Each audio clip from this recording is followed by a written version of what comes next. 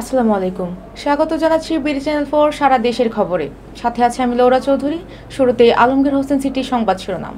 চট্টগ্রামে শেখ হাসিনা ও নৌফেল সহ 34 জনের বিরুদ্ধে মামলা। আন্দোলনকারীরা সঠিক চিকিৎসা পাচ্ছেন না বলেছেন সমন্বয় সার্জিস। সরানো হলো সাখাওয়াত হোসেনকে, নতুন স্বরাষ্ট্র উপদেষ্টা জাহাঙ্গীর আলম চৌধুরী। এমপক্স নিয়ে শাহজালাল বিমানবন্দরে সতর্কতা জারি। শুনছিলেন আলমগীর হোসেন সিটি সংবাদ শিরোনাম। এবার বিস্তারিত।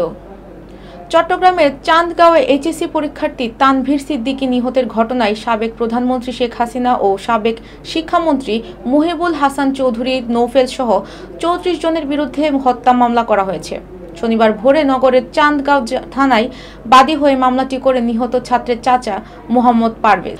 চট্টগ্রামের চান্দগাঁওয়ে এইচএসসি পরীক্ষার্থী তানভীর সিদ্দিকী নিহতের ঘটনায় সাবেক প্রধানমন্ত্রী শেখ হাসিনা ও সাবেক শিক্ষামন্ত্রী মুহিবুল হাসান চৌধুরী নৌফেল সহ 34 জনের বিরুদ্ধে হত্যা মামলা করা হয়েছে।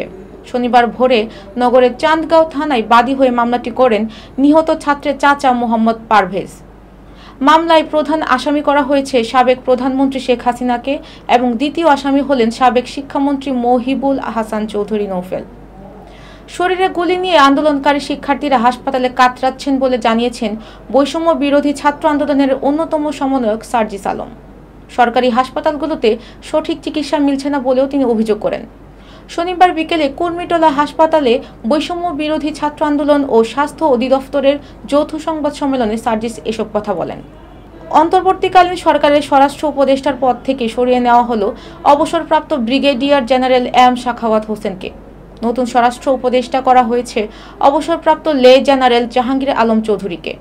এম সাখাওয়াত হোসেনকে বস্ত্র ও পাট মন্ত্রণালয়ের উপদেষ্টা করা হয়েছে। এমপক্স নিয়ে হযরত শাহজালাল বিমানবন্দরে সতর্কতা জারি করেছে কর্তৃপক্ষ।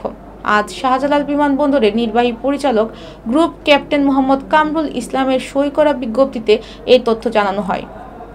দর্শক, এই ছিল বিডি চ্যানেল 4 সারা দেশের খবর। পরবর্তী খবর দেখার আমন্ত্রণ জানিয়ে আজকের মতো এখানেই বিদায় নিচ্ছি। সবাই ভালো থাকবেন, সুস্থ থাকবেন এবং নিত্য নতুন সংবাদ পেতে বিডি চ্যানেল 4 ফেসবুক পেজ ও ইউটিউব চ্যানেলের সাথেই থাকুন। আল্লাহ হাফেজ।